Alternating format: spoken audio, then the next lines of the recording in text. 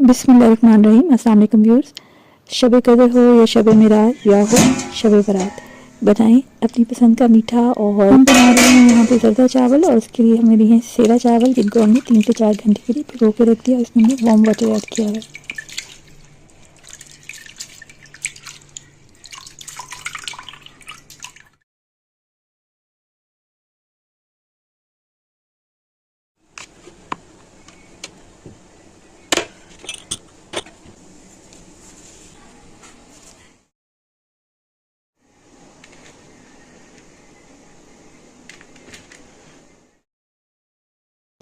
ज़ाफ़रान के रंग वाला भी जर्दा होता है, ऑरेंज कलर वाला भी होता है और येलो भी होता है। कोशिश करें ज़ाफ़रान या येलो वाला ऐड करें, इससे खूबसूरत रंगत निखर के आती है।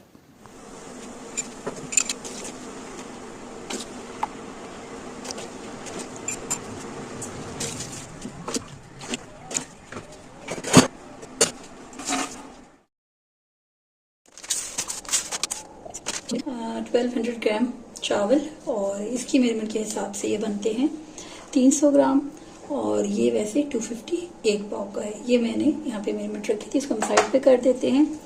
4 ग्लास हमने चावल लिए हैं सेला, और घी, अगर आप बहुत ज़्यादा घी नहीं पसंद करते तो ये इनफ होगा 300 ग्राम। और मैं यहाँ पे देखूंगी कि ये 1.5 लेती हूँ या इतना ही लेते हैं, तो इसको एक दफ़ा मेजर करके अपने हिसाब से सेट कर लेंगे। आप मीठा तेज़ खाते हैं तो आप इसमें 3 कप भी ऐड कर सकते हैं। और पानी में कलर को पकाया जाता है, फिर इसमें चावल ऐड किए जाते हैं। एक दफ़ा हम चाश बना रहे हैं, हमने तकरीबन 200 ग्राम पानी शामिल किया है, वहाँ ऐड कर लिया, और हाफ हमने यहाँ पे क्रश कर इलायची शामिल करेंगे, साथ में इसमें चीनी ऐड कर देंगे और फिर घी शामिल करेंगे।